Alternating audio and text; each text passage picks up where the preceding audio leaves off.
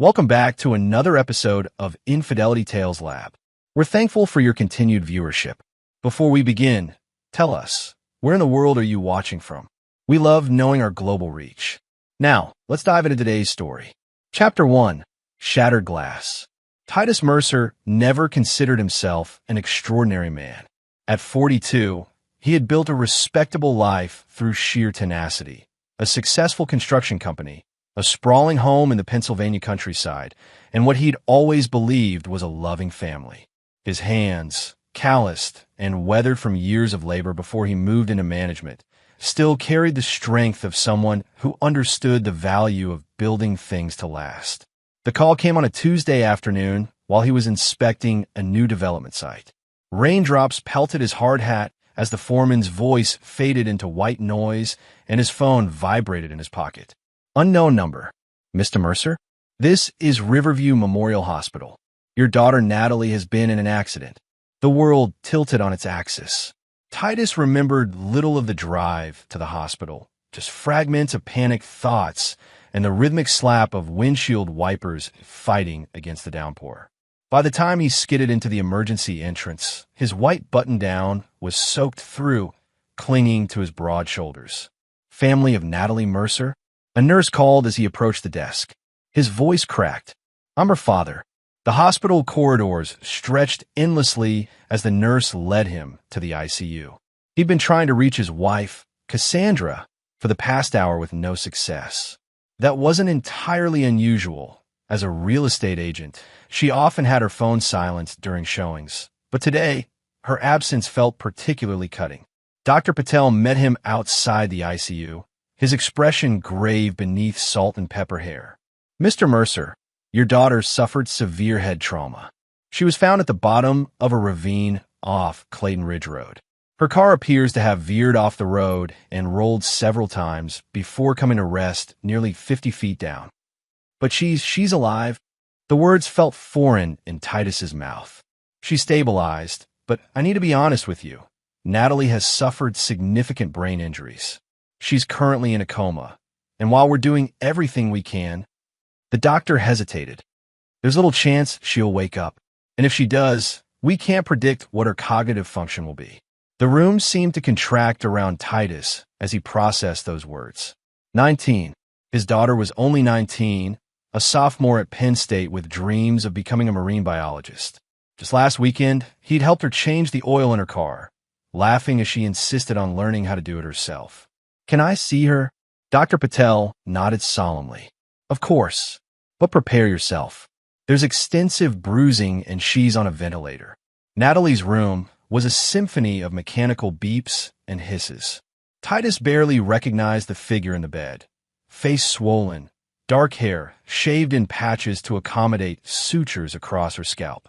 A tube disappeared into her mouth, forcing air into lungs that seemed unwilling to work on their own. Behind him, the door clicked open. Cassandra rushed in, her face streaked with mascara, blonde hair disheveled. Oh my God, Titus, I just got your messages. Her voice cracked as she looked past him to their daughter. For an inexplicable moment, Titus felt a flicker of something unfamiliar as he watched his wife of 20 years, something that made his skin prickle with unease. She seemed to hesitate before approaching Natalie's bed, her designer heels clicking unnaturally loud against the linoleum floor. Dr. Patel repeated his grim prognosis. Cassandra's shoulders shook with silent sobs, but she remained standing at the foot of the bed, clutching her purse to her chest like a shield. I need some air, she whispered eventually, turning toward the door. I can't. I'll be right back. Her abrupt exit left Titus alone in the rhythmic hum of life support machinery. He moved closer to Natalie, carefully taking her limp hand in his. Her fingers felt cold, the silver friendship bracelet he'd given her for her 16th birthday sliding loosely around her wrist. I'm here, sweetheart, he whispered, his throat tight. Dad's right here. And then, so subtle he thought he might have imagined it. Her fingers twitched. Titus froze, afraid to move, afraid to hope. Her eyelids fluttered, revealing a sliver of hazel irises so like his own. Natalie, he breathed, leaning closer. Her lips moved around the ventilator tube, and he had to strain to hear the faint whisper. "Dad." The word was barely audible. "Please, save me from Mom and her boyfriend." A chill ran through Titus's body. Before he could process what he'd heard, the door burst open. Cassandra stood there with a tall man Titus had never seen before, ruggedly handsome with expensive clothes and a watch that caught the fluorescent light. The stranger's hand rested on Cassandra's lower back with the casual intimacy of long-standing familiarity. Their eyes met across Natalie's hospital bed, and in that moment, something fundamental shifted in Titus Mercer's world. The stranger's expression changed from concern to recognition, then quickly to guarded calculation. "Titus," Cassandra began, her voice unnaturally high. "This is Damon Ravelli. He works with me. Why call the office about Natalie? He offered to drive me here." Titus said nothing, but he felt it, the first embers of a rage that would soon consume everything in its path. And in that terrible silence, the heart monitor attached to Natalie began to wail as her vitals crashed. That's when it happened, the moment Titus Mercer died, and something else entirely took his place. Chapter 2. Beneath the Surface. The next 72 hours passed in a blur of medical jargon, caffeine, and fractured sleep in uncomfortable waiting room chairs. Natalie had been resuscitated and stabilized, but hadn't regained consciousness since her brief awakening. The neurologist called it a miracle moment. Sometimes coma patients experience temporary periods of lucidity before slipping back under. Titus hadn't mentioned what Natalie had whispered to anyone. Those words had burrowed into his mind like shrapnel, too painful to extract. Cassandra maintained a careful presence at the hospital, always just visible enough to appear the concerned mother, but finding reasons to step out frequently. Phone calls, fresh clothes, consulting with insurance. She and Titus spoke little, the silence between them stretching taut as piano wire. On the fourth day, while Cassandra was away, Titus decided to retrieve Natalie's belongings from her wrecked car, which had been towed to a local impound lot. The attendant led him to what remained of her blue Honda Civic, its frame twisted beyond recognition. "Hell of an accident," the man commented, chewing on a toothpick. "Usually with drop-offs that steep, we're dealing with fatalities."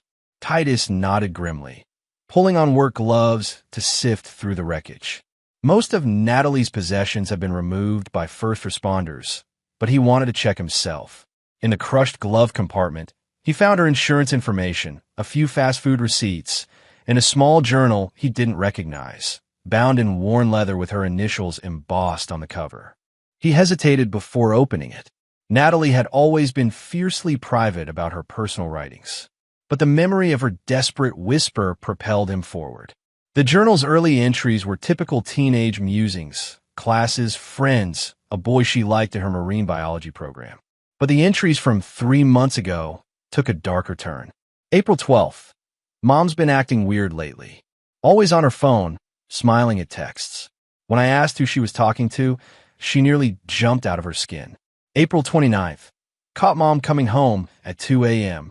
She said she was with work friends, but she was wearing perfume she never wears around Dad. May 17th. I saw them today. Mom and that man from her office. They were at Lakeside Inn. She told Dad she was showing houses in Pittsburgh. They were kissing in the parking lot. Titus's hands trembled as he flipped through more entries, each more damning than the last. The final entry was dated just 2 days before Natalie's accident. June 2nd. I confronted Mom. Told her I knew about her and Damon. She cried, begged me not to tell Dad. Then Damon showed up and everything changed. The way he looked at me, I've never been so scared. He said if I caused problems for them, I'd regret it. Mom just stood there. I'm going to tell Dad everything tomorrow. Tomorrow never came for Natalie. Instead, she'd ended up at the bottom of a ravine. Titus carefully placed the journal in his jacket pocket. Back in his truck, he pulled out his phone and dialed a number he hadn't used in nearly 15 years. "Yeah," answered a gruff voice. "Vincent, it's Titus Mercer." A pause. "Holy shit. Didn't think I'd ever hear from you again. I need your help," Titus said quietly. Like the old days, before building his legitimate construction business, Titus had worked for Vincent Costello, a man whose building projects often served as fronts for less savory enterprises. They parted ways when Titus decided to go straight after Natalie was born. "What kind of help we talking about?" Vincent asked cautiously. "I need information on someone. Deep background. And I need surveillance equipment. The best you've got." This doesn't sound like the Titus Mercer who read me the riot act about going legitimate 15 years ago. Titus stared at the mangled wreckage of his daughter's car. That man doesn't exist anymore. Later that night, as Cassandra slept in their bedroom, Titus methodically placed tiny cameras and microphones throughout their home, in light fixtures behind picture frames beneath end tables. He installed tracking software on Cassandra's phone, her laptop, and her car. Within 24 hours, Vincent had delivered a comprehensive file on Damon Ravelli. Damon wasn't just a real estate colleague. He was the regional director of Cassandra's firm, with a reputation for aggressive business tactics and a string of wealthy divorcees in his wake. 3 previous marriages, each ending when he moved on to a more advantageous connection. His finances showed evidence of living beyond his means, with significant debt hidden beneath a veneer of success. Most importantly, Damon owned a black Range Rover with recently repaired front-end damage. The repair had been done at a small garage for cash. No insurance claim filed. The date of repair, the day after Natalie's accident. By the end of the week, Titus had compiled enough surveillance footage to confirm what he already knew. Cassandra and Damon were indeed having an affair. They communicated in coded text messages, met while Titus was at work, and had even used the guest bedroom of his own home when they thought Natalie was at school. But the most damning evidence came from a conversation captured in Cassandra's car 3 days after Natalie's accident. She remembered Damon. She tried to tell him, "That's impossible. She was unconscious when we left her." The doctor said sometimes coma patients have moments of awareness. What if she wakes up and tells Titus everything?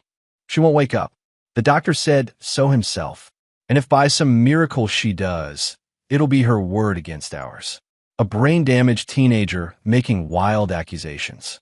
Who would believe her? "I never wanted this. You said you were just going to scare her. She was going to ruin everything. Our plans, our future. She gave us no choice." Titus listened to the recording 3 times, each replay crystallizing his resolve. They had run his daughter off the road and left her to die. And now they were sleeping under his roof, spending his money, waiting for him to comfort Cassandra in her grief while they planned their future together. That night, as he sat beside Natalie's hospital bed, watching the mechanical rise and fall of her chest, Titus made his decision. There would be no police, no courts, no chance for them to twist the narrative. Instead, there would be justice, cold, precise, and without mercy. He leaned forward and whispered in his daughter's ear, "I heard you, sweetheart, and I'm going to save you. I promise." Chapter 3. The Architect of Pain. The next morning, Titus called his company's operations manager and arranged an extended leave of absence. "Family emergency," he explained. "Could be weeks, maybe longer." He transferred project oversight responsibilities and authorized his second-in-command to handle all financial decisions in his absence. Next, he visited his lawyer under the guise of updating his will in light of Natalie's condition. While there, he quietly transferred most of his liquid assets to new accounts under a holding company Vincent had helped him establish. He made no changes to his actual will. That would come later when the time was right. At home, he maintained a facade of grim determination focused solely on Natalie's recovery. Cassandra seemed relieved by his emotional distance, interpreting it as shock rather than calculated restraint.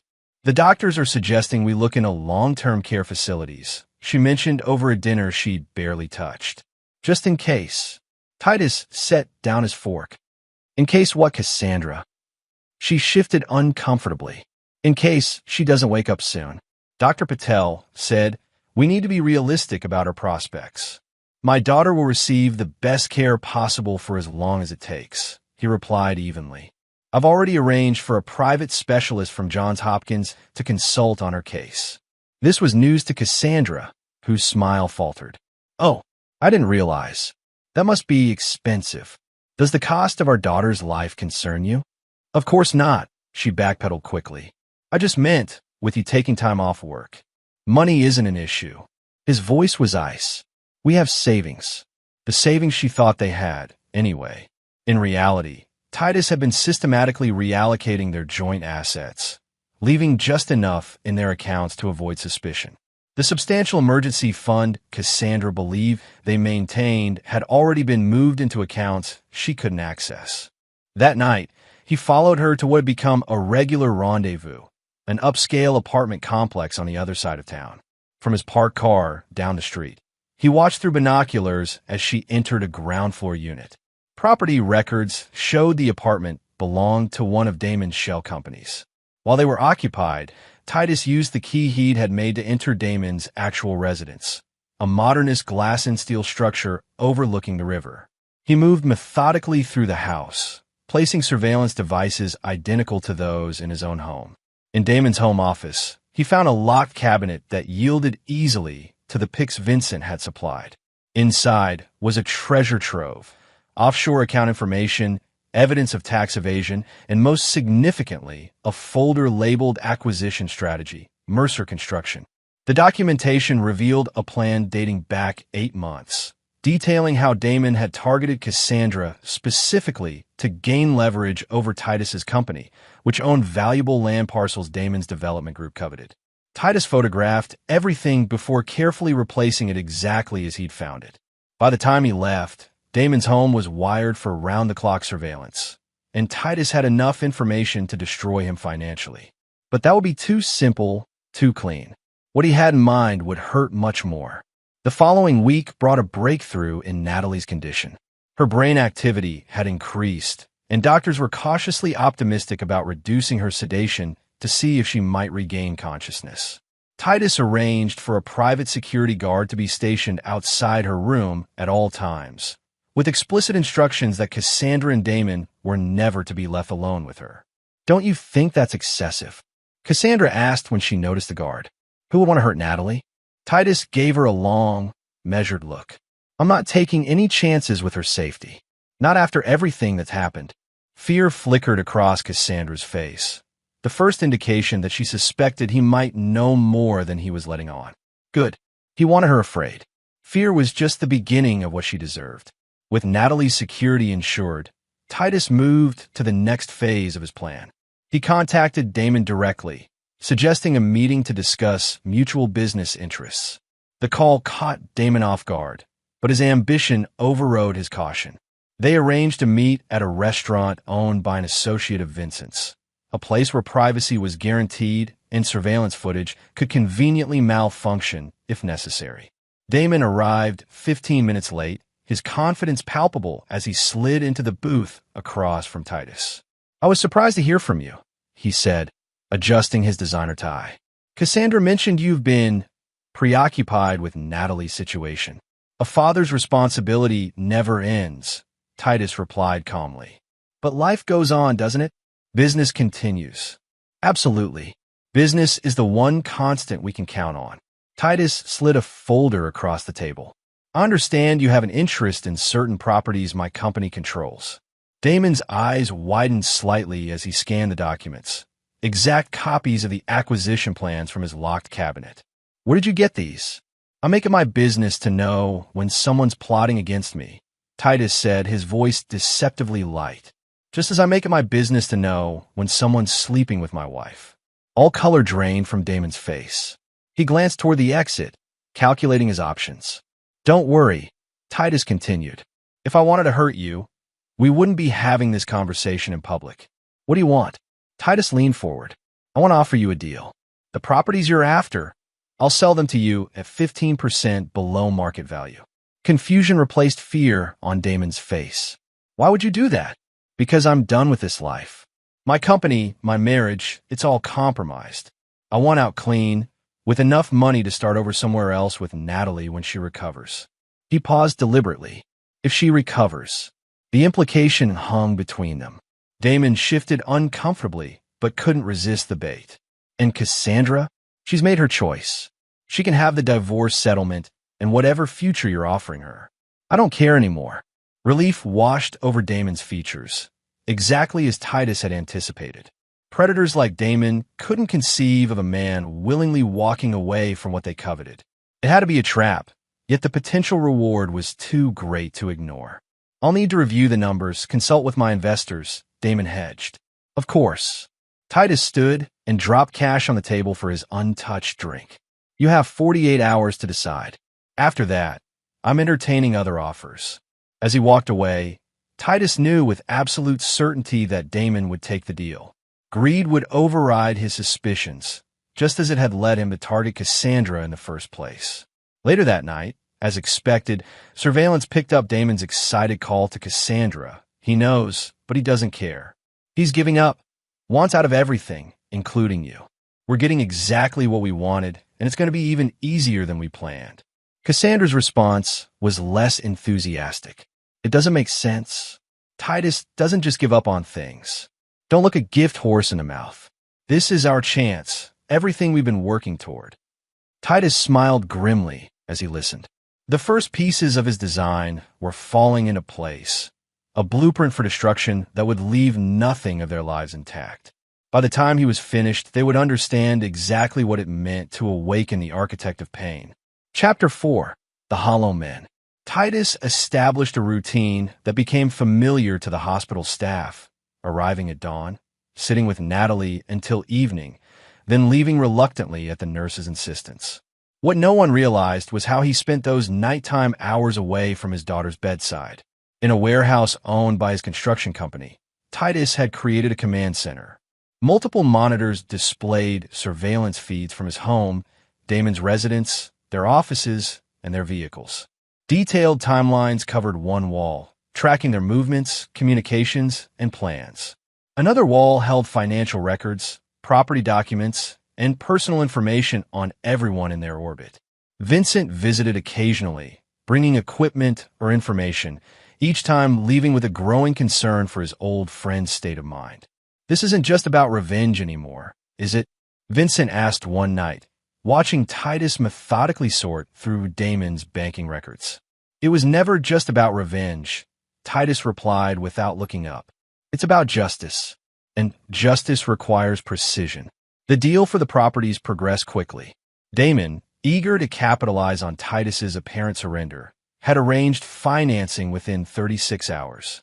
Documents were drawn up for the sale of 3 key parcels of land, the cornerstones of a major development that would reshape the downtown riverfront area. What Damon didn't know was that those properties carried hidden liabilities. Titus had spent the past week fabricating evidence of soil contamination, creating falsified environmental reports showing dangerous levels of industrial chemicals requiring millions in remediation. The documentation looked impeccable, backed by soil samples that would indeed test positive when Damon inevitably ordered his own analysis after the purchase. Simultaneously, Titus had been cultivating a relationship with Preston Hargrove, Damon's primary financial backer. A cautious man with old money and older principles, Preston had been hesitant about investing in Damon's latest venture. Titus arranged a chance meeting at their shared golf club, carefully steering the conversation toward local development.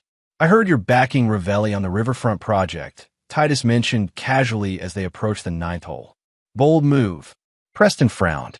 You know about that? I thought your company controlled those parcels. Not for much longer. Titus's drive sailed down the fairway, selling them to Damon at a discount. A discount. Preston's suspicion was evident. Why would you do that? Personal reasons.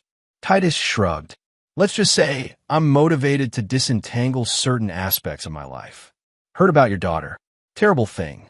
Preston's eyes narrowed slightly. Damon mentioned he's been supporting your wife through it all. Seems involved. I'm sure he has, Titus replied neutrally. Preston was silent for a moment, then, forgive my bluntness, but something doesn't add up here. You're one of the shrewdest businessmen I know. You wouldn't sell prime real estate at a loss without a compelling reason. Perhaps I have one. Titus met his gaze steadily. But it's not what you're thinking. Those properties are worth exactly what I'm selling them for. No more, no less. The deliberate ambiguity had the intended effect. By the time they finished their round, Preston was visibly uneasy about his investment. Titus knew the seed of doubt had been planted. Preston would start looking more closely at Damon's proposal, asking harder questions, demanding greater transparency. That evening, surveillance captured an increasingly agitated Damon on the phone with Preston, defending the investment opportunity and promising additional documentation to address unfounded concerns. Phase 1 was working perfectly. Pressure applied in just the right places would eventually reveal the structural weaknesses in Damon's carefully constructed facade. Meanwhile, Cassandra had grown increasingly nervous about Titus's apparent detachment. He maintained a cold civility at home, speaking to her only when necessary, mostly about Natalie's condition. His indifference confused her. This wasn't the reaction she'd expected from the passionate, sometimes volatile man she'd married.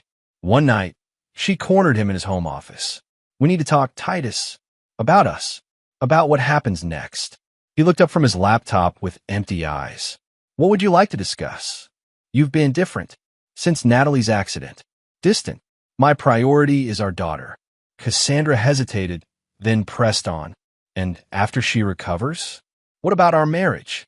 Is that something you're concerned about? Our marriage?" The question was delivered with such flatness that it made her flinch. "Of course it is. We've been together 20 years. Titus closed his laptop. Damon mentioned the property deal is going forward. "Congratulations. It's quite an achievement to secure such valuable assets below market value." The color drained from her face. "You know, about the affair, or about how you plan to use it to help him acquire my company's holdings?" He stood slowly. "Or perhaps you mean I know about what happened to Natalie, how she confronted you about your relationship, how she threatened to tell me everything, how Damon ran her off the road to silence her." Cassandra backed toward the door. "It wasn't like that. There was an argument, yes, but the accident wasn't an accident at all." Titus's voice remained eerily calm. "Damon's Range Rover had front-end damage repaired the day after Natalie's accident. There were black paint transfers on her car consistent with a larger vehicle. And then there's her journal, where she detailed everything, including how she planned to tell me about your betrayal the day she ended up in a ravine instead." "Titus, please. I've filed for divorce," he continued as if she hadn't spoken. "The papers will be delivered tomorrow. You'll find the terms quite generous, considering the circumstances. The house, a reasonable settlement. More than enough to start over, though perhaps not with Damon. His financial situation is about to become complicated." Tears streamed down Cassandra's face. "You don't understand. Damon said it was just a scare tactic. He never meant to hurt her so badly. We were going to tell you about us after, find a way to make it work for everyone. By taking everything I built, by leaving my daughter for dead at the bottom of a ravine." For the first time, a flash of the rage beneath his controlled exterior showed through. "The only reason you're still standing here, still breathing the same air as me, is because I need you exactly where you are for a little while longer." "What does that mean?" Real fear entered her voice. "It means you should enjoy the life you've chosen, Cassandra, while you still can." She fled the room, and within minutes, surveillance showed her frantically calling Damon, who instructed her to pack essentials and come to his apartment immediately. Titus smiled faintly. Everything was proceeding according to design. Let them run. Let them hide together, consolidating their betrayal in one convenient location. It only made his work easier. 2 days later, as Titus sat beside Natalie, her fingers twitched. Then her eyelids fluttered. The neurologist was called, and after a series of tests, delivered cautiously optimistic news. She was emerging from the coma. Recovery would be slow, with potential complications, but the worst appeared to be behind her.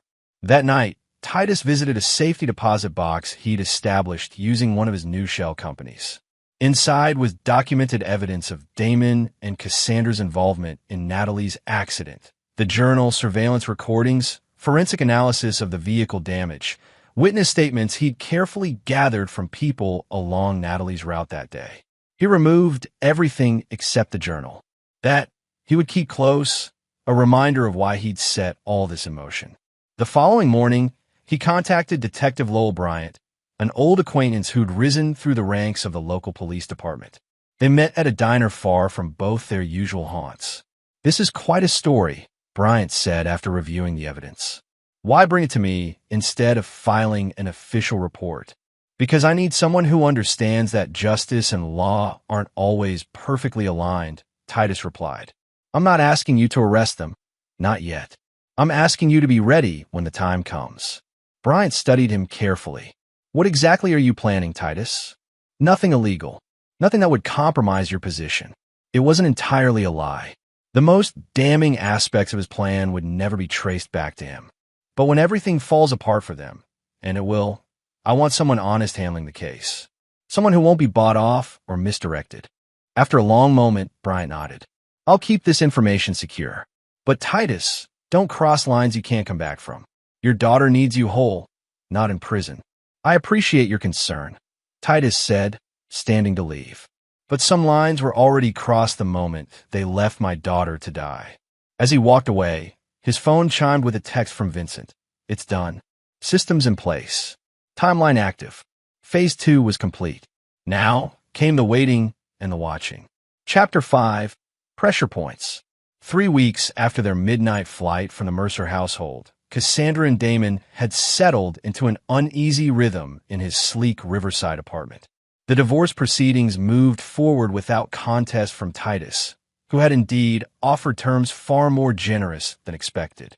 Cassandra received the house, a substantial cash settlement, and various personal assets, while Titus retained his business holdings, including the properties slated for sale to Damon's development group. On the surface, everything was proceeding smoothly. The sale would close in 10 days.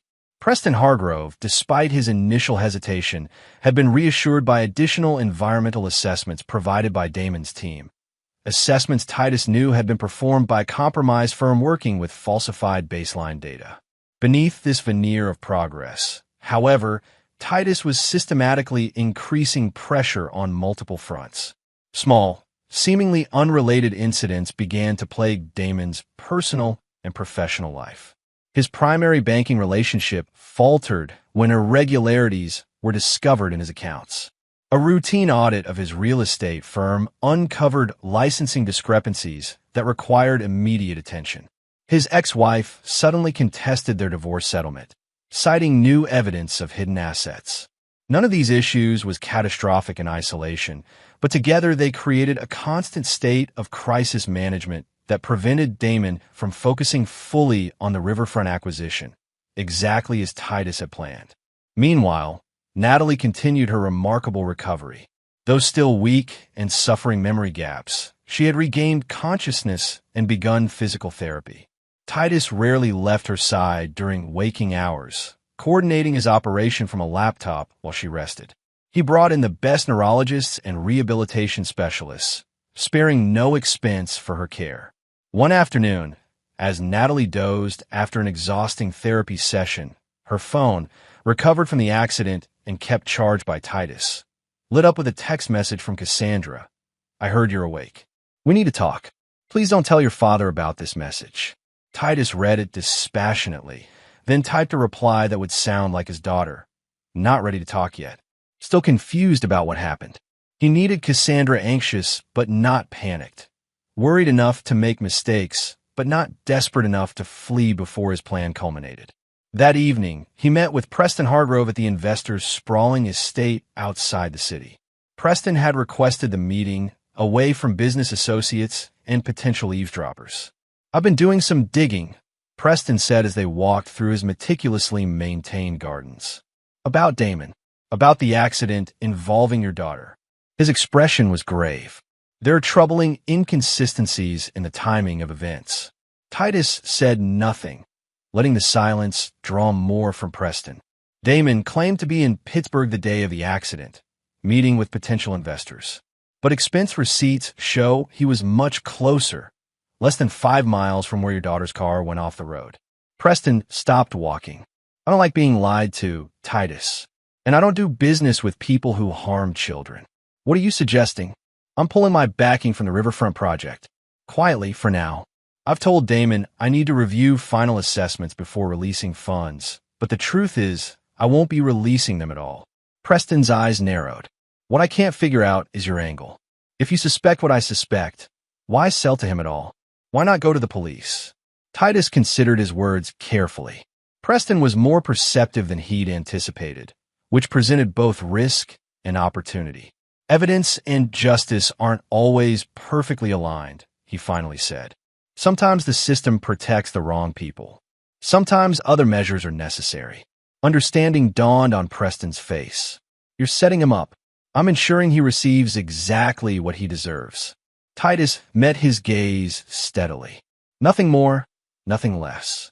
After a moment, Preston nodded slowly. The Riverfront project is dead without my backing. Damon doesn't know it yet, but he's lost everything he was counting on. And your investment? I'll survive the loss. Some things are more important than money. Preston extended his hand. For what it's worth, Titus, I believe you're doing what any father would do in your position. Titus accepted the handshake. Be careful, Preston. Damon will be desperate when he realizes what's happening. Desperate men are unpredictable. I can handle Damon Ravelli, Preston assured him. My concern is for you. Whatever you're planning, don't lose yourself in it. Vengeance has a way of consuming those who seek it.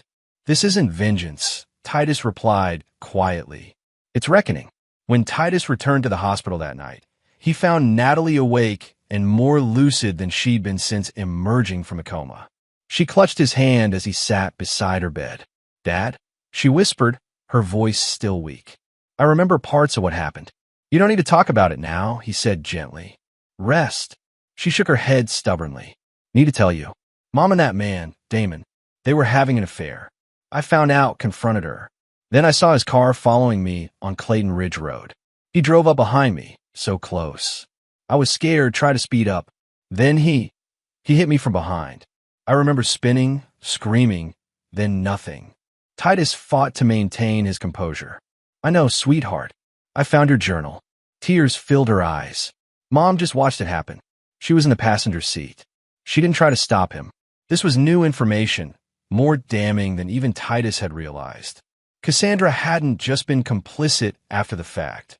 She'd been present during the attack itself.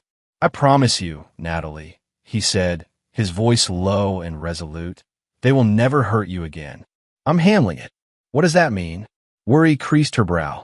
Dad, don't do anything crazy. I don't want you to get in trouble because of them. He smiled reassuringly. There won't be any trouble. Just justice. He squeezed her hand. Focus on getting better. That's all that matters right now. Later, as Natalie slept, Titus updated his timeline with this new information. Cassandra's direct involvement changed certain aspects of his plan, making some measures unnecessary and others more justified. He sent a coded message to Vincent. Accelerate Phase 3. Target Echo directly implicated. Vincent's response came quickly, confirmed. Assets in position. 48-hour window begins at midnight. The next morning, Titus made a show of visiting his lawyer's office, ensuring he was seen by several people who knew both him and Damon. Afterward, he visited the bank where the property transaction would be finalized, spending an hour with the manager reviewing documents. Again, he made certain his presence was noted by staff who might mention it to interested parties. These movements were deliberate, creating a public narrative of a man focused on business matters, not revenge. It also served to increase Damon's anxiety. Surveillance showed him making frantic calls to determine exactly what Titus was doing, what he might know, what countermeasures might be necessary. By evening, Damon had called an emergency meeting with his remaining investors, trying to secure alternate financing to replace Preston's suddenly unavailable funds. Cassandra, meanwhile, had begun quietly researching property values in distant cities, as if preparing for another hasty departure. They were feeling the pressure. Soon, very soon, something would break. That night, as Titus monitored surveillance feeds from his warehouse command center, Vincent arrived with a thin folder. Final confirmation, Vincent said, sliding it across the table. Soil samples tested positive for exactly what we planted. The environmental report drops tomorrow morning.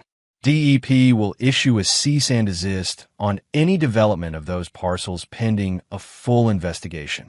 Titus nodded. And the financial matter? In place. Offshore accounts emptied, transactions rerouted through Damon's personal holdings. Wire transfers all tagged with his authentication codes. When the auditors look They'll find exactly what you want them to find. Perfect timing. The property closing is scheduled for noon tomorrow. Vincent studied his friend's impassive face. This goes beyond ruining them financially, doesn't it? Titus finally looked up from the surveillance monitors. They left my daughter to die, Vincent. Financial ruin is just the beginning of what they deserve. I've known you a long time, Vincent said carefully. Seen you angry, seen you hurt people who crossed you. But this is different. There's something cold about it. Cold is exactly what's needed. Titus turned back to the screens. Emotion leads to mistakes. I can't afford mistakes. Vincent sighed. The packages will be delivered as arranged, untraceable as promised. But Titus, once this is done, you need to let it go. For Natalie's sake, if not your own. After Vincent left, Titus continued his vigil, watching Damon and Cassandra move through their increasingly frantic evening routine. They argued, made desperate phone calls, drank too much, argued again. Their world was already crumbling, and they didn't even realize the full extent of what was coming. Tomorrow would change everything. The carefully constructed dominoes were all in place, ready to fall in a cascade of destruction that would leave nothing of their lives intact. Titus closed his eyes briefly, allowing himself a moment of grim satisfaction. Then he returned to his preparations. The architect's work was nearly complete. Chapter 6. The Closing. The morning of the property closing dawned with a clarity that seemed almost purposeful. Bright sunshine illuminating a world about to shift on its axis. Titus dressed carefully in his best suit, the picture of a successful businessman concluding an important transaction. At the hospital, he spent an hour with Natalie, whose improvement continued to impress her doctors. She'd begun asking more questions about what would happen to her mother and Damon, expressing concern about potential legal consequences. Let me worry about that, Titus assured her. Today's a big day for the business. Once it's done, I'll explain everything. Before leaving, he confirmed with the private security team that protocols remained in place. No visitors except approved medical personnel and himself. He maintained this restriction despite Cassandra's increasingly desperate attempts to see Natalie, claiming maternal rights and threatening legal action. At 11, Titus arrived at Bergen National Bank, where the closing was scheduled. Damon was already there, looking haggard but masking it beneath forced confidence. Cassandra sat beside him, elegant in a blue dress that Titus recognized. He'd bought it for their anniversary the previous year. Titus, Damon extended his hand, which Titus ignored. We're all set on our end, just waiting on final wire confirmation from our backers. Of course, Titus replied mildly, knowing the confirmation would never come. Preston had officially withdrawn all financial support the previous day, leaving Damon scrambling for replacement funding that didn't exist. The bank's conference room filled with various representatives, attorneys, title company officials, bank officers. Cassandra avoided Titus's gaze, focusing intently on her phone as if expecting an urgent message. At 11:45, Damon's phone rang. He stepped out to take the call, returning moments later with a sheen of perspiration on his forehead. We need to delay by an hour, he announced. Minor wire transfer issue. The bank officer frowned. The room is only reserved until 1. We have another closing scheduled after yours. It won't take that long, Damon insisted. Just a technical glitch at our lender's end. Titus checked his watch. I have another appointment at 2. Perhaps we should reschedule for tomorrow if your financing isn't in order. Panic flashed across Damon's face. No, the funds are committed.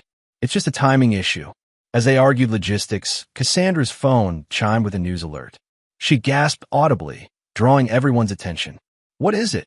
Damon demanded. She turned the phone toward him, showing a breaking news headline. Major environmental contamination discovered at proposed riverfront development site. The color drained from Damon's face as he read further. This is impossible. We had the sites tested repeatedly. Perhaps not thoroughly enough, Titus suggested. Industrial contamination can be tricky, often concentrated in specific areas that might be missed by standard sampling. The bank officer cleared his throat. In light of this development, I'm afraid we'll need to postpone this transaction pending further investigation.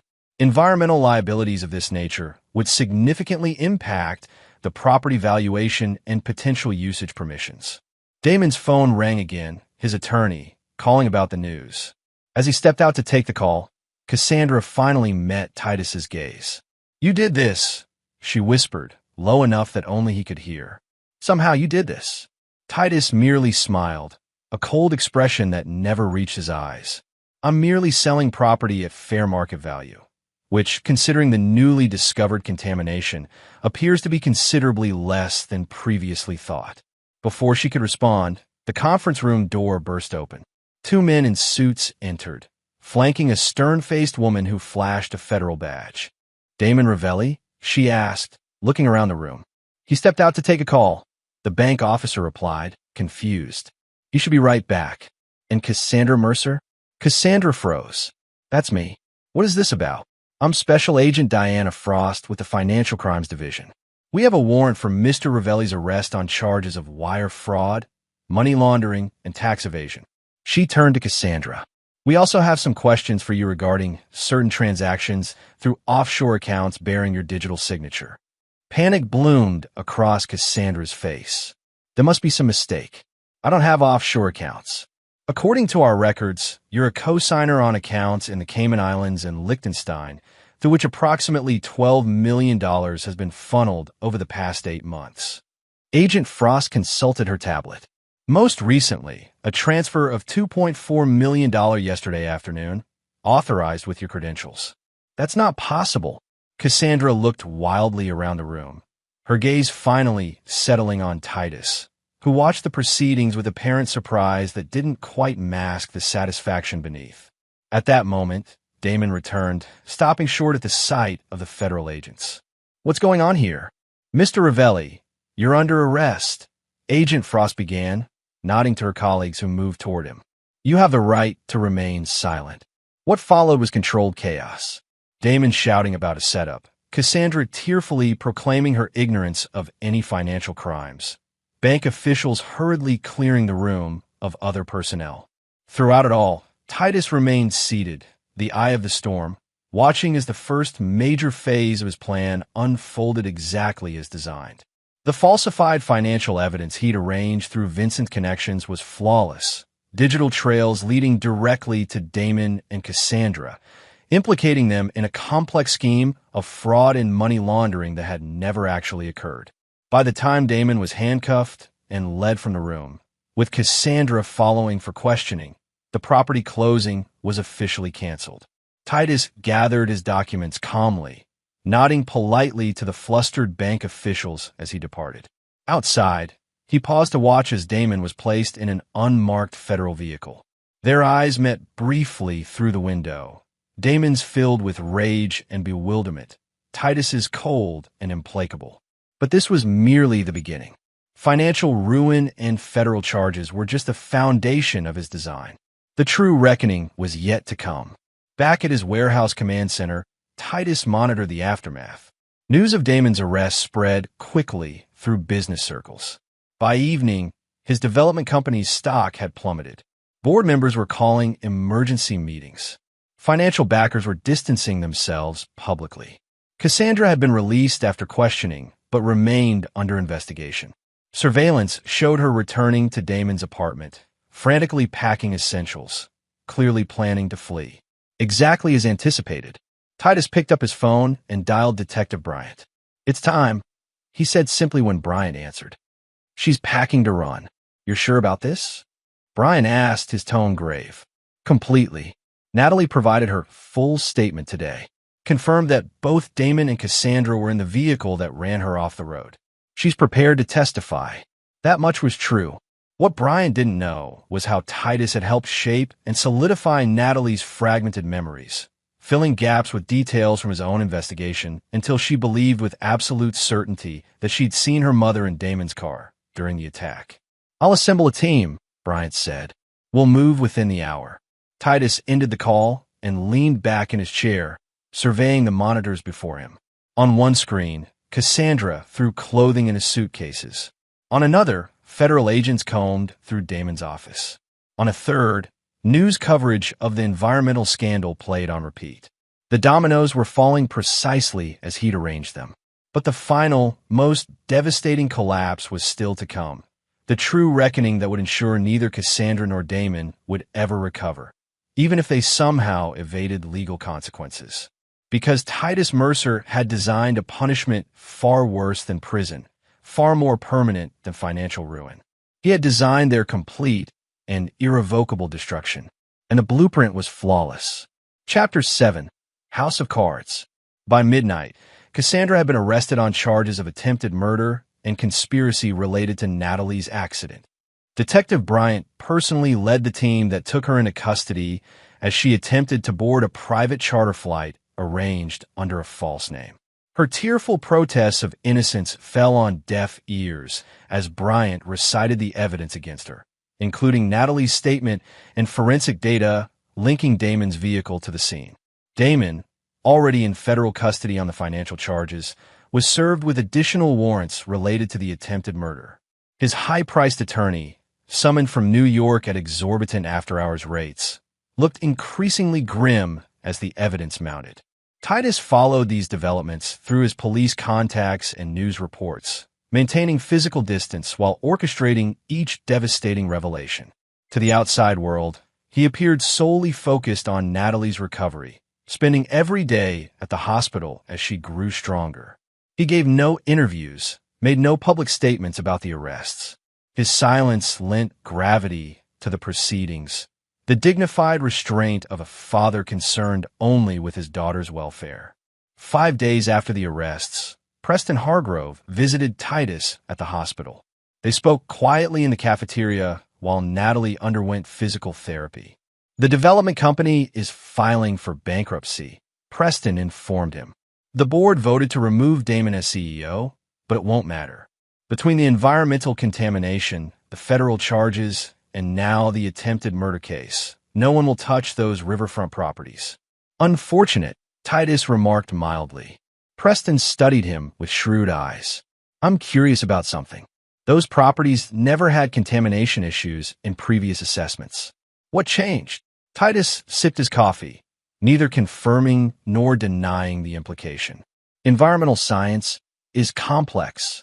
Sometimes things are buried deep, only emerging when you know exactly where to look. Indeed, Preston nodded slowly.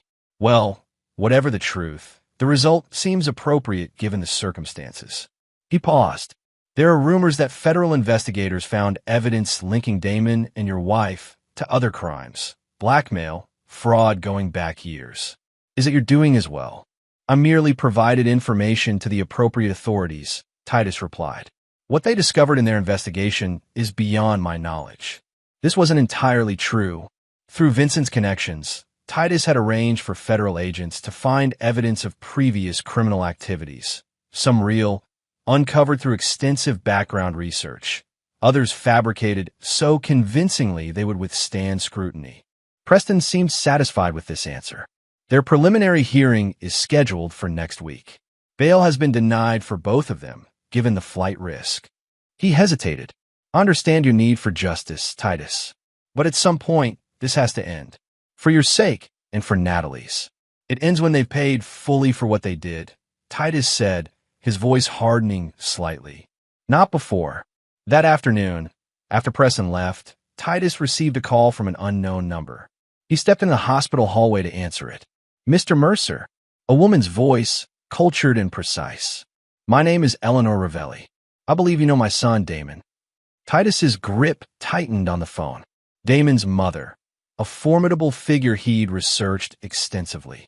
Wealthy in her own right, with political connections and a reputation for protecting her family at all costs. Mrs. Ravelli, what can I do for you? You can stop this vindictive crusade against my son, she said coldly. Whatever grievances you have, there are more civilized ways to resolve them. Your son ran my daughter off the road and left her to die. Titus replied evenly. There's nothing civilized about that. Allegations without merit. Damon has explained everything. Your wife's affair, your financial troubles, your desperate attempt to frame him rather than accept the failure of your marriage and business. Her tone was dismissive. I've engaged the best criminal defense team on the East Coast. This charade will collapse under proper scrutiny. Feel free to invest in whatever legal defense you prefer, Titus said. The evidence speaks for itself. Does it? A note of dangerous calculation entered her voice. I wonder what evidence might emerge about your own past, Mr. Mercer. Your association with Vincent Costello, for instance. The questionable foundations of your early construction projects. Perhaps even your recent activities, fabricating evidence, manipulating financial records. Titus had anticipated this approach. Interesting theory. Difficult to prove, especially when weighed against forensic evidence of your son's vehicle striking my daughter's car, eyewitness testimony placing him at the scene, and your son's own girlfriend confirming his involvement. Witnesses can recant. Evidence can be discredited, and distractions can be created. The threat was unmistakable. I'm prepared to offer a reasonable settlement, enough to cover your daughter's medical expenses and provide comfortable compensation for any inconvenience. You think you can buy your son's freedom? Titus almost laughed. You don't understand what's happening here, Mrs. Ravelli. This isn't a negotiation. There is no settlement amount, no arrangement, no deal that can stop what's coming. You're making a grave mistake, she warned. I have resources you can't imagine, connections in places you've never heard of. If you continue down this path, you won't be the only one to suffer consequences. Threaten me again, Titus said, his voice dropping to a dangerous quiet, and you'll discover exactly how far I'm willing to go. He ended the call and immediately contacted Vincent, alerting him to the new complication. Eleanor Ravelli was dangerous, perhaps more so than her son. She would need to be neutralized before she could interfere with the final phase of his plan. Vincent promised to handle it, refusing to share details that might implicate Titus. Plausible deniability, he insisted. Just focus on Natalie, and let me worry about Mama Ravelli. The next morning, news broke that Eleanor Ravelli had been taken into custody by federal agents investigating a decades-old art smuggling operation. Photographs of priceless artifacts recovered from her home splashed across media outlets. Anonymous sources claimed evidence had been delivered to authorities by a disgruntled former employee. Titus allowed himself a small, grim smile. Another piece removed from the board. As the preliminary hearing approached, Titus methodically tied up loose ends. He arranged for the journal and other physical evidence to be delivered to the prosecution through proper channels. He coached Natalie gently on her testimony, emphasizing the importance of absolute certainty in her identification of both Damon and Cassandra in the vehicle that ran her off the road. Vincent reported that all digital evidence had been secured, the falsified financial records untraceable to their true source, the surveillance equipment removed from all locations, the warehouse command center dismantled and sanitized. The case against Damon and Cassandra appeared airtight. Between Natalie's testimony, the forensic evidence, and the financial paper trail suggesting motive, conviction seemed inevitable. The prosecution was already hinting at potential sentences, 20 to 30 years for attempted murder, with additional time for the financial crimes. But Titus knew the legal system was unpredictable. Skilled attorneys, sympathetic jurors, procedural technicalities. Any of these could result in reduced charges or even acquittal. And that was a risk he was unwilling to take. The night before the preliminary hearing, Titus executed the final phase of his plan. The most dangerous phase, the one he'd entrusted to no one, not even Vincent. Using credentials obtained through his investigations, Titus accessed the county detention center where Damon was being held. A guard who owed Vincent a significant favor escorted him to a secured interview room, then conveniently experienced equipment failure on the surveillance system. When Damon was brought in, handcuffed and wearing orange prison scrubs, his shock at seeing Titus quickly transformed into seething hatred. "Come to gloat," Damon spat, dropping heavily into the metal chair across the table. Titus studied him dispassionately. "I came to inform you personally that your mother has been arrested. Federal charges related to art smuggling. Quite serious, from what I understand." All color drained from Damon's face. "That's impossible. She's been retired for years. Apparently not retired enough. Evidence delivered anonymously. Very compelling, according to my sources. "You son of a bitch," Damon whispered, comprehension dawning. "You did this. All of it. The contamination report, the financial records, now my mother." "You tried to kill my daughter," Titus replied calmly. "Did you really think there wouldn't be consequences?" Damon leaned forward, his voice low and venomous. "It was an accident. We were just trying to scare her, make her understand she needed to keep quiet about me and Cassandra. I never meant to run her off the road. Yet you did. And when you saw what happened, you left her there to die." "We panicked," Damon hissed. "I checked her pulse. She was alive. I called 911 anonymously once we were away from the scene." "After ensuring your own safety first," Titus observed coldly. "After making sure there were no witnesses to connect you to what happened." Damon slumped back in his chair. "What do you want from me? A confession? Fine. I admit it. I ran her off the road. It was stupid and desperate, and I've ruined my life over it. Are you satisfied now?" "Not yet." Titus placed a small recorder on the table, its red light blinking. "But I'm getting there." Damon stared at the device, then back at Titus, understanding the implications. "You recorded my confession. To what end?"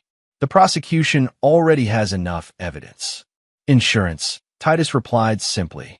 "Against clever attorneys, sympathetic judges, or any other factors that might allow you to escape the full measure of justice." "And what is justice in your mind, Titus?" Damon asked, a strange calm settling over him. "Prison? Financial ruin? My mother's destruction? You've achieved all of that already. What more could you possibly want?" Titus leaned forward, his voice barely above a whisper. "I want you to live with the knowledge that you've lost everything, that everyone you care about has suffered because of your actions, and that no matter how much time passes, I will never allow you to rebuild or recover." He stood. "This is just the beginning, Damon, not the end." As Titus turned to leave, Damon called after him, an edge of desperation in his voice. "Wait, what about Cassandra? She wasn't even in the car that day. It was just me.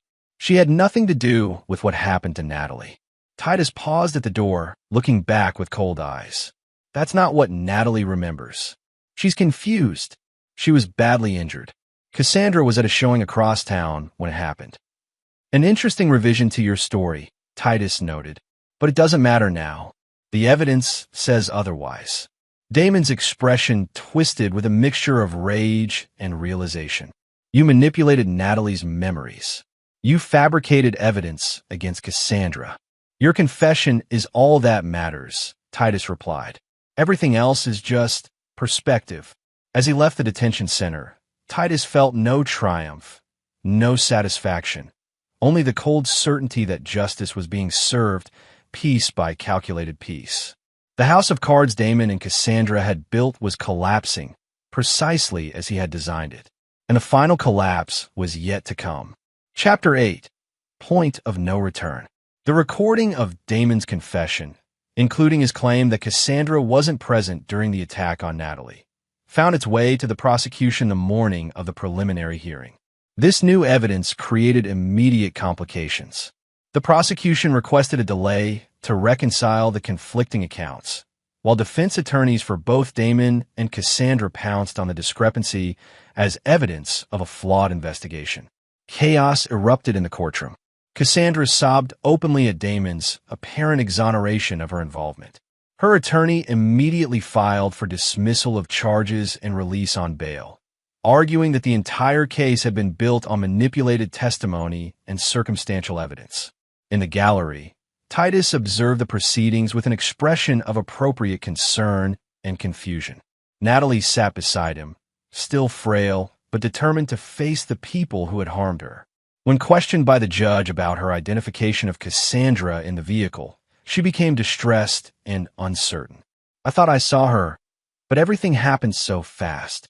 The doctors said my memories might be affected by the trauma." This apparent weakness in the star witness's testimony, combined with Damon's confession clearing Cassandra, led the judge to grant bail for Cassandra pending further investigation. Damon, having confessed to the actual crime, remained in custody with his financial charges still intact. Outside the courthouse, reporters swarmed around Titus and Natalie. He shielded her from their questions, offering only a brief statement. We trust the justice system to determine the truth. Our focus remains on Natalie's recovery. But as they drove away, Titus's expression hardened. This development had been anticipated. In fact, it was an integral part of his design. Cassandra's temporary freedom was necessary for what came next.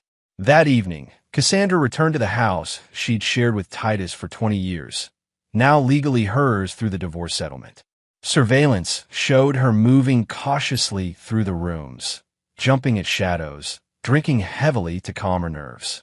She made several calls to her attorney, to friends who largely didn't answer, and finally, tearfully, to her sister in Oregon. "I don't know what to do, Beth. Damon confessed to everything, said I wasn't even there, but they still think I was involved somehow. Are you safe there? What about Titus? He's staying at some hotel, focusing on Natalie. God, Beth, you should see her. She looks so broken, and I can't even talk to her. Her doctors won't let me near her. Maybe you should come here for a while, just until things settle down. I can't leave the state, bail conditions. And all my assets are frozen except for the house. Everything's falling apart." Titus listened to this conversation from his hotel room, a cold sense of satisfaction settling over him. Cassandra was isolated, frightened, and desperate, exactly as he had planned. The next phase required precise timing and execution. Vincent had arranged for a chance meeting between Cassandra and a sympathetic journalist eager for an exclusive interview with the wrongfully accused wife. The story that emerged portrayed Cassandra as a victim of circumstance, a woman betrayed not only by her lover, but by a vengeful husband determined to destroy her regardless of her innocence. Public opinion began to shift slightly in her favor. Online comments questioned Titus's motivations, speculated about his involvement in framing Cassandra, and suggested the entire case might be a sophisticated revenge plot rather than justice for Natalie. Titus welcomed this narrative. It served his purpose perfectly. Meanwhile, he continued to support Natalie's recovery, arranging for her transfer to a specialized rehabilitation facility with round-the-clock security. Her progress accelerated in this new environment, away from the stress of the legal proceedings and media attention. 2 weeks after Cassandra's release on bail, Titus initiated the final sequence of his plan. A carefully edited version of the surveillance recordings from his home was anonymously delivered to Detective Bryant. Footage showing Cassandra and Damon discussing Natalie's accident in explicit terms that implicated them both, despite Damon's later confession claiming sole responsibility. Bryant called Titus immediately. "Where did this come from? And why am I just seeing it now?" "I installed security cameras after Natalie's accident," Titus explained. "I reviewed the footage occasionally, but hadn't gone through all of it. When I heard about Damon's confession clearing Cassandra, I decided to check more thoroughly." "This contradicts his confession," Bryant noted skeptically. "Why would he protect her now after they've both been arrested? Perhaps he still loves her. Or perhaps he believes taking full responsibility might result in leniency for himself." Titus paused. "Or maybe he's planning something more sinister." "What do you mean?" "Cassandra controls significant assets through the divorce settlement, including access to offshore accounts we haven't yet located. If Damon takes the fall alone, she remains free to use those resources for both of them later." Bryant considered this. "I'll need to authenticate this footage before taking any action." "Of course. I provided the original files with metadata intact. The carefully constructed footage passed forensic analysis, as Titus had ensured it would. Within days, the prosecution filed motions to revoke Cassandra's bail based on this new evidence. A hearing was scheduled for the following week. Titus monitored Cassandra closely during this period. Her initial relief at being released had given way to paranoia and fear as public opinion whipsawed between sympathy and condemnation. She rarely left the house, ordered groceries delivered, and continued drinking heavily. The night before the bail hearing, Titus executed the most dangerous component of his plan. Using a series of burner phones, he sent Cassandra a text message that appeared to be from Damon. "They have new evidence against both of us. We need to leave tonight. I've arranged everything. Pack essentials and wait for instructions." Surveillance showed Cassandra's frantic response, her hesitation, and ultimately her decision to pack a small bag. Hours later, another text directed her to drive to an isolated lakeside cabin owned by one of Damon's shell companies, a property the authorities had not yet discovered. As expected, she violated her bail conditions and fled, driving through the night to reach the remote location by dawn. What she didn't know was that Detective Bryant's team was tracking her movements, alerted by an anonymous tip about her escape plans. But they were intentionally given a slightly delayed timeline, enough for Titus to reach the cabin first. When Cassandra arrived, exhausted and terrified, she found the cabin dark and apparently empty. She called out for Damon as she entered, receiving no response. Then she saw Titus sitting in a chair in the shadowed corner of the main room. "Hello, Cassandra," he said quietly. She froze, one hand still on the doorknob. "Titus? Where's Damon?" "Damon is exactly where he belongs, in jail. He never sent those messages." Understanding dawned on her face, followed quickly by fear. "You set me up. You made me violate bail. I merely presented an opportunity. You made the choice to run, just like you made the choice to betray me, to have an affair with Damon, to sit beside him while he ran our daughter off the road." "I wasn't there," she cried. "I swear to God, Titus, I wasn't in the car that day." The surveillance footage suggests otherwise. Her expression shifted from fear to confusion. "What footage?" "There was no footage. The recordings from our home. You and Damon discussing what happened. How you were both there, how you left Natalie to die." Titus stood slowly. "Very damning evidence." "That's impossible." Her voice shook. "We never had that conversation because I wasn't there." "Perhaps not physically," Titus conceded, "but you were complicit. You knew what Damon planned to do. You did nothing to stop him. And afterward, you helped him cover it up. In the eyes of the law, that makes you equally guilty." Cassandra backed toward the door. "You falsified evidence against me. You manipulated Natalie's memories. This whole thing has been a setup from the beginning.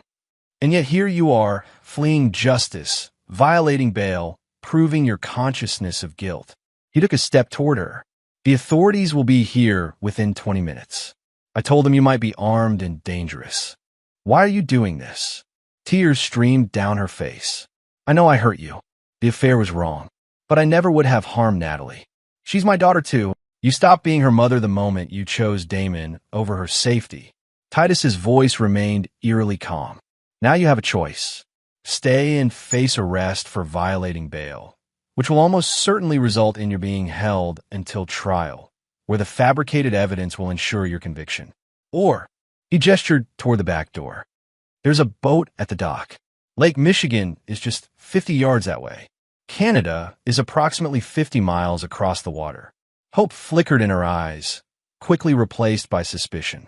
"Why would you give me an escape route? Perhaps I believe the justice system is too lenient for what you've done. Perhaps I prefer knowing you'll spend the rest of your life as a fugitive, always looking over your shoulder, never able to use your real name or contact anyone you love." He checked his watch. 17 minutes now. Decision time, Cassandra. She hesitated only briefly before bolting for the back door. Titus made no move to stop her. Through the window, he watched as she ran awkwardly down the dock in her inappropriate shoes and climbed into the small motorboat. Within moments, she was accelerating away from shore, heading out across the vast expanse of Lake Michigan. What she didn't know, what no one knew except Titus, was that the boat had been carefully modified. The fuel gauge showed a full tank, but in reality, it contained just enough gasoline to reach approximately 20 miles offshore. The radio had been disabled, the emergency beacon removed, and small, strategically placed holes had been drilled in the hull, patched with a compound designed to dissolve gradually in water. By the time authorities arrived at the cabin, finding only Titus waiting calmly on the porch, Cassandra was a distant speck on the horizon. "I tried to stop her," he explained to Detective Bryant. "She was hysterical, said she was meeting Damon, that they had it all planned. When I threatened to call you, she ran for the boat. I'm not a strong swimmer. I couldn't follow her into the water." Bryant surveyed the scene skeptically. "How did you know she'd be here?" "I've been monitoring her since her release. When I saw her packing intercepted texts about meeting Damon, I got worried.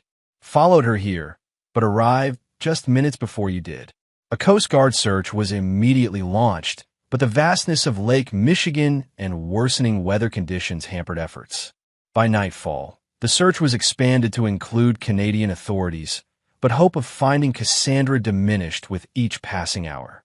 3 days later, debris from the boat was discovered floating approximately 30 miles offshore.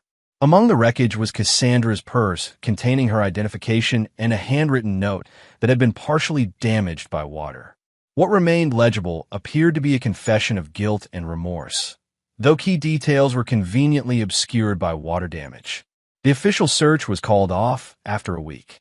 Cassandra Mercer was presumed dead, another victim of Lake Michigan's unpredictable and often deadly waters. Titus received the news with appropriate gravity, expressing regret that Natalie would never have the closure of seeing her mother face justice. Privately, he knew that justice had indeed been served, not by courts or prisons, but by his own precisely executed design. The path of destruction was complete. Damon Ravelli would spend decades in prison. Eleanor Ravelli faced her own legal battles, her reputation and fortune in ruins.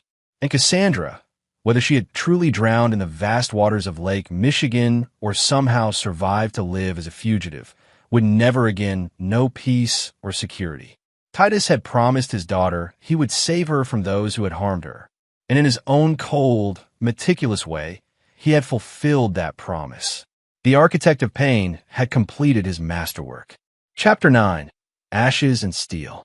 1 year later, Titus stood on the observation deck of the newly completed Natalie Mercer Marine Research Center, watching as his daughter guided a group of high school students through the facility's interactive exhibits. At 20, she showed few physical signs of her traumatic injuries, just a slight limp that emerged when she was tired and occasional headaches that her doctors assured would continue to diminish with time. The psychological scars ran deeper. Nightmares still disrupted her sleep, and she remained uncomfortable in cars, especially on winding roads. But her passion for marine biology had returned stronger than before, fueled partly by her determination to reclaim her life and partly by the center Titus had built in her name, a state-of-the-art research facility dedicated to studying and preserving the Great Lakes ecosystem.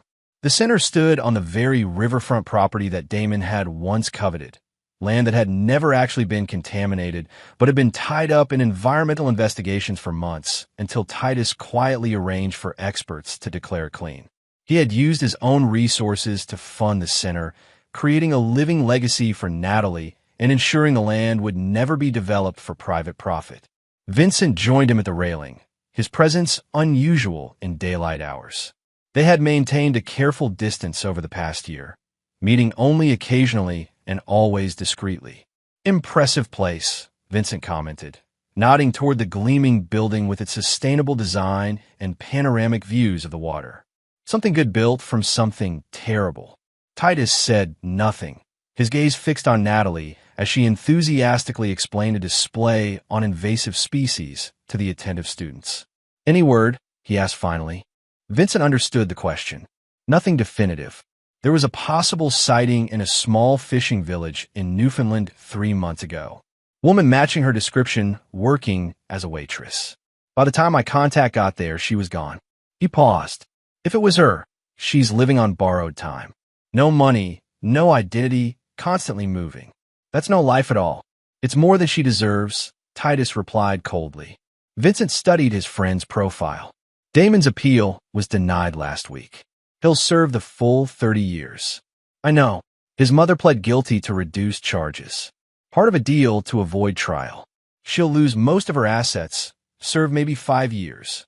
Also insufficient, but acceptable. Vincent hesitated, then asked the question that had bothered him for months. The boat Titus, was it designed to sink quickly or slowly? Titus finally turned to face him. Does it matter? Either way, she's gone. It matters to you, whether you gave her a fighting chance or ensured she had none. For a long moment, Titus was silent, his expression unreadable.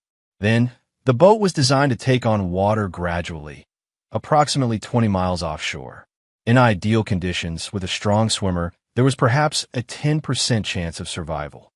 His voice was clinically detached. I didn't directly take her life. I simply arranged circumstances where her survival was unlikely. Vincent nodded slowly. And if she did survive, if she's out there somewhere, then she lives as a ghost, unable to contact anyone from her past, always looking over her shoulder, knowing that one wrong move will send her to prison for the rest of her life. A cold smile touched Titus's lips. In some ways, that's a more fitting punishment than death. Below them, Natalie had finished with the student group and was looking up, waving for her father to join her. Titus raised a hand in acknowledgement. She still doesn't know, does she? Vincent asked quietly. About what you did, what you arranged. She knows I ensured that justice was served. Titus straightened his tie. The details would only burden her. And you? Are you burdened by them? Titus considered the question with genuine reflection. No, he said finally. I made a promise to protect my daughter from those who harmed her. I kept that promise. Everything else is collateral consequence. Vincent sighed. The man I knew 15 years ago would have seen things differently. That man died the moment he heard his daughter whisper, "Save me," in that hospital room. Titus turned away from the view. I should join Natalie. We're unveiling the new research vessel this afternoon. As he moved toward the stairs, Vincent called after him. Just tell me one thing. If you had it to do over, knowing everything it would cost, everything you would become, would you do it again? Exactly the same way. Titus paused, looking back over his shoulder. Without hesitation, he answered, his voice like steel. I would burn the world to ashes if it meant keeping my promise to her. Then he descended the stairs to join his daughter, leaving Vincent alone with the weight of those words and the understanding that the Titus Mercer he had once known was truly gone. In his place stood something harder and colder. A man who had crossed lines that could never be uncrossed, who had calculated the value of human lives and found some wanting. The reckoning was complete, but its cost had been measured not just in the lives destroyed, but in the soul of the destroyer himself. Later that evening, as Titus and Natalie stood on the deck of the research vessel bearing her name, she asked the question she had avoided for months. Do you ever think about Mom? About what happened to her? Titus kept his eyes on the horizon, where the setting sun painted the water in shades of fire. Sometimes. Do you think she's really dead? Or do you think she might have survived somehow? The authorities were thorough in their search, he replied carefully. But Lake Michigan is vast. Some questions may never have definitive answers. Natalie was quiet for a moment, then, if she is somehow alive out there, I hope she stays away. Is that terrible of me to say? No, sweetheart. It's honest. She made her choice, Natalie said, an echo of hardness entering her voice that reminded Titus uncomfortably of himself. She chose him over us. Over me. I can't forgive that. Titus put his arm around her shoulders, feeling the steel beneath her apparent fragility. Some betrayals can't be forgiven, he agreed. Some debts can only be paid in full. They stood together as darkness fell, father and daughter united by trauma and its aftermath, by justice delivered through methodical destruction, by a reckoning that had changed them both irrevocably. Behind them, the research center glowed with light and purpose, a beacon built upon the ashes of what had been destroyed. And somewhere, perhaps across cold waters or distant borders, the ghosts of their past carried the weight of a punishment more precise and unforgiving than any court could have delivered. The architect had completed his design, and it would stand as his legacy, a monument to the truth that Titus Mercer had embraced in that hospital room 1 year ago. Some men forgive, others forget, but a father who truly loves his child will do neither when that child is harmed. Instead, he will become the reckoning itself, patient, precise, and utterly without mercy. And there you have it. Another story comes to an end. What did you think? I'd love to hear your thoughts in the comments below. If you enjoy this story, consider joining our community by subscribing. It means the world to us. For more stories like this one, check out the recommended videos on screen, and I'll see you there.